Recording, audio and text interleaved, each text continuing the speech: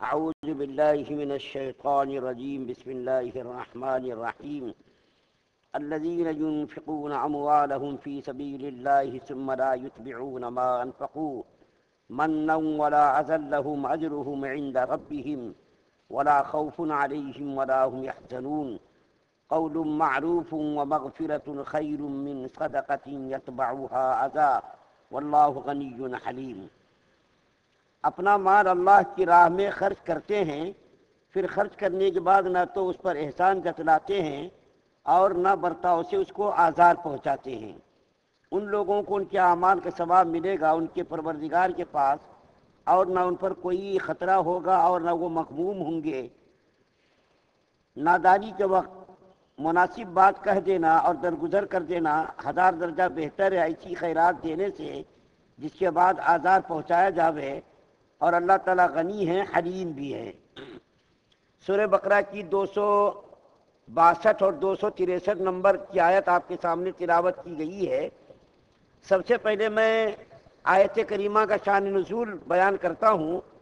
شان نزول یہ بیان کیا گیا ہے تفسیر مظہری کے اندر کہ اللہ کے رسول صلی اللہ علیہ وسلم کی زندگی کا آخری غزوہ، جس کو غزوہ تبوک کہتے ہیں، ہمارے نبی صلی اللہ علیہ وسلم جس لڑائی میں شریک ہوئے اس کو غزوہ کہتے ہیں، اور جس لڑائی میں آپ شریک نہیں ہوئے، آپ نے صحابہ کرام کو لڑائی کے لیے جہاد کے لیے بھیجا، اس کو سرایا کہتے ہیں۔ تو نبی کریم صلی اللہ علیہ وسلم کی زندگی کا آخری غزوہ جو بڑے ہی طاقتور رومیوں سے مقابلہ تھا، اور اللہ کے رسول صلی اللہ علیہ وسلم کا معمول یہ تھا کہ جب کسی لڑائی کے لیے تشریف لے جاتے تو ظاہر نہیں کرتے اس کو کہ فلاں طرف ہم کو جانا ہے، فلاں دشمن سے مقابلہ ہے، بلکہ اس کو چھپا کر کے رکھتے تاکہ کہیں جاسوس خبر نہ کر دے اور دشمن چوکنا نہ ہو جائے، تیار نہ ہو جائے۔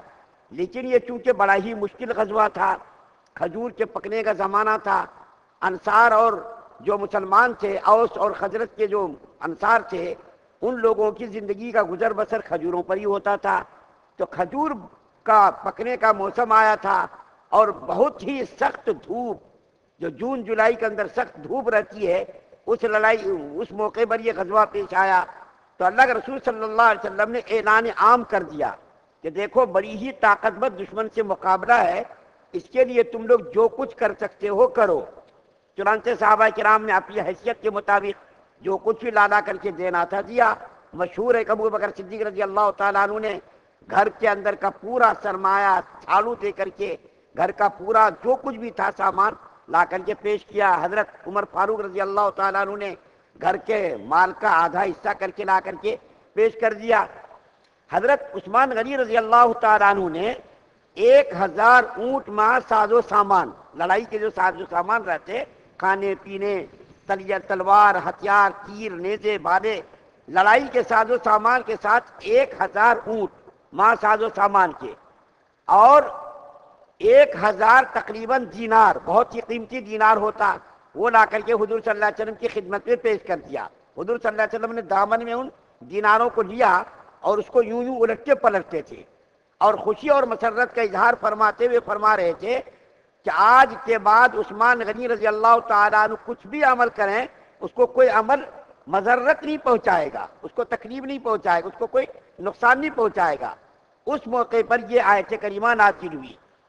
اس سے پہلے کی جو 261 نمبر آیت کریمہ کے اندر میں نے پرسوں بیان کیا تھا جمعرات کے دن کہ صدقات کی قبولیت کے لیے کچھ شرطیں ہیں، ثواب پانے کے لیے بھی کچھ شرطیں ہیں، جیسا کہ مثال کے طور پر مال کا حلال ہونا، نیت کا صحیح ہونا، اور جس کو ہم مال دے رہے وہ بھی مستحق ہو، غیر مستحق کو دینے سے بھی ثواب نہیں ملے گا۔ اس آیت کریمہ کے اندر جو 262 نمبر کی آیت ہے، اس آیت کریمہ کے اندر اللہ تعالیٰ نے نیکیوں کے برباد ہونے سے منع کرنے کا جو طریقہ اس کو بتایا ہے کہ جو تم صدقات خیرات کر رہے ہو، جس سے وہ اس کی نیکیاں اور اس کا اجر ضائع ہو جاتا، اس کے بارے میں بتا دو چیزیں ہیں، دو چیزوں سے صدقہ اور خیرات کی نیکیاں ضائع ہو جاتی ہیں، نیکی برباد، گناہ لازم۔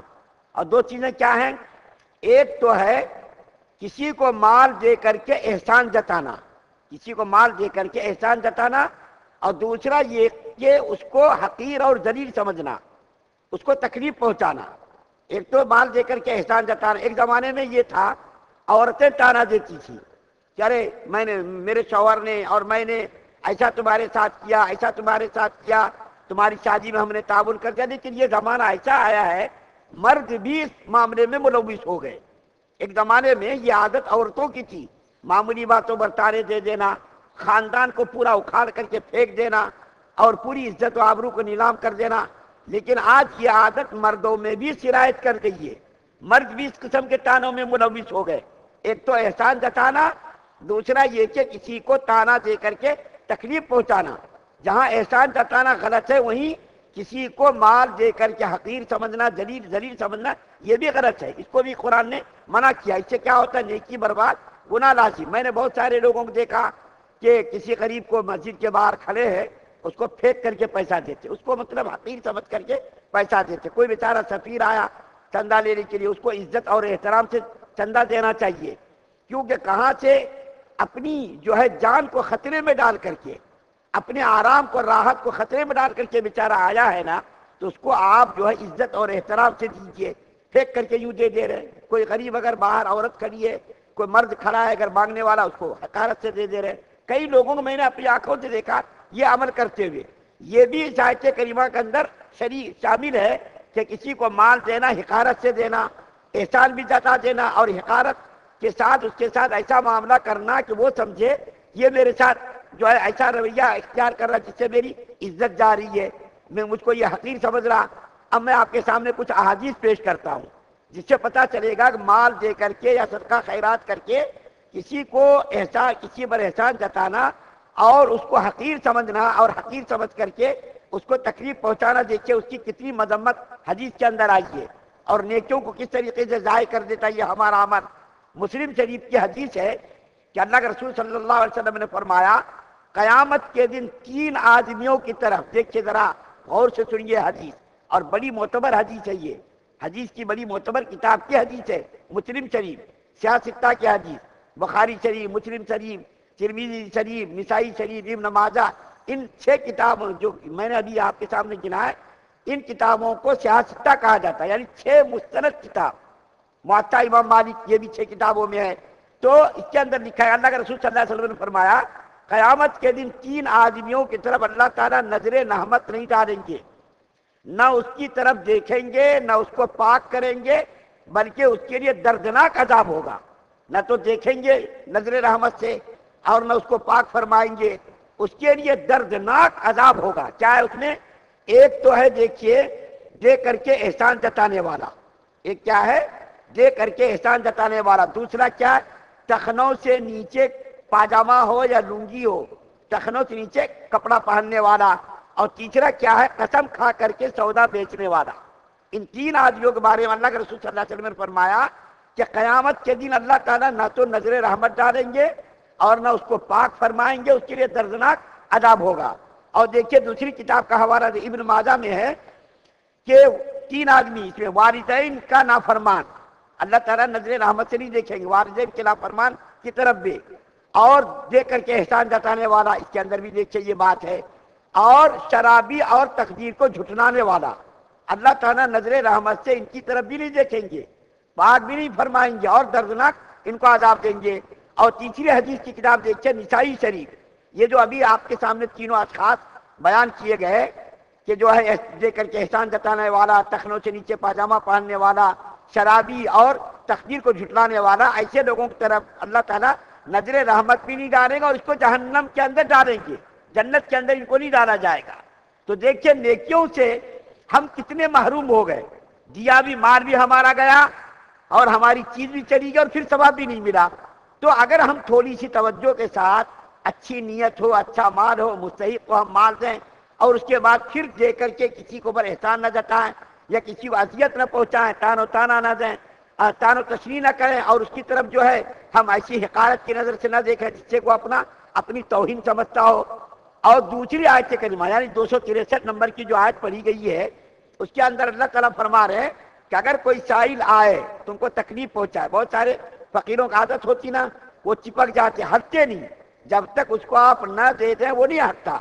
تو اس کے بارے میں اللہ تعالیٰ کیا فرما رہے ہیں کہ اگر آپ کو دینا ہے تو دے دو اور اگر نہ دینا ہو تو عزت سے، احترام سے اس کو واپس کر دو، اس کو جھٹکو مت، اس کو تان و تشریح مت کرو کہ تو ایسا ہے ویسا ہے، کماتا نہیں اور تو جو ہے یہ کرتا وہ کرتا. اس کو جھٹکنے کی اور اس کو ذلیل کرنے کی ضرورت نہیں ہے، بلکہ احترام کے ساتھ اس کو اچھے انداز میں اس کو دے کر کے نہ دینا ہو تو اس کو رخصت کر دیں. اس کو جھٹکنا، اس کو تان و تشریح کرنا یا اس کو ذلیل کرنا، یہ 263 نمبر کی آیت کریمہ میں اللہ تعالیٰ نے منع کیا ہے. تو اپنی نیکیوں کو ضائع کرنے سے بچانے کے لیے کچھ چیزوں کی طرف ہم لوگوں کو دھیان دینے کی ضرورت ہے، اور اگر ہم نہیں دھیان دیں گے تو ہمارا مال بھی جائے گا اور پیسہ بھی چلائے گا، اور خدا کے یہاں ہمارا قیامت کے دن دیکھیے کیسا معاملہ ہوگا، نظر رحمت سے ہم محروم ہو جائیں گے. کتنی بڑی چیز ہے.